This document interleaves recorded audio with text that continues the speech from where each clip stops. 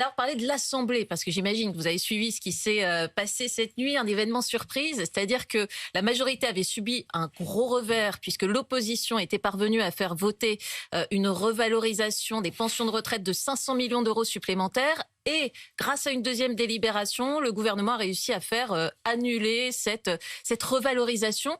Ça vous choque parce que l'opposition crie à l'irrespect ou c'est la loi, c'est la logique du travail parlementaire? Non, je pense que l'amendement qui a été porté par Monsieur de Courson avait pas vocation à être voté en réalité. Il avait dit lui-même, c'est un amendement Oui, il n'y d'appel. croyait pas. Il n'y croyait pas. Pourquoi? Parce qu'il était mal fichu, cet amendement. Vous n'allez pas revaloriser les retraites du privé en prenant sur la retraite et les pensions des militaires ou sur l'allocation temporaire d'invalidité des fonctionnaires.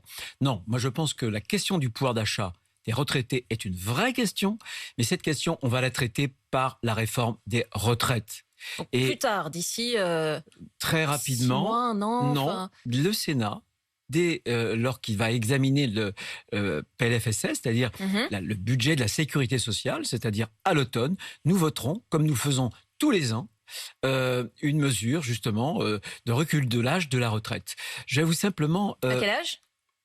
on le verra, mais Oui. au moins à 64 ans, c'est ce que l'on faisait d'habitude. Et il y a en 81, lorsque Mitterrand arrive, c'était la retraite à 65 ans. Mhm. À l'époque, la durée de vie, c'était 74 ans.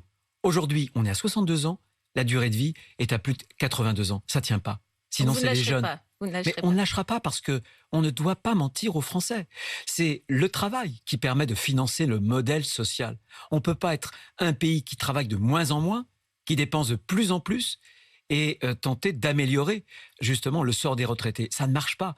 Il faudra consentir, comme dans beaucoup d'autres pays d'Europe, parce qu'il y a une crise de notre démographie, il y aura de moins en moins d'actifs qui pourront payer pour ceux qui ne sont pas actifs. Eh bien, il faudra augmenter l'âge de départ à la retraite.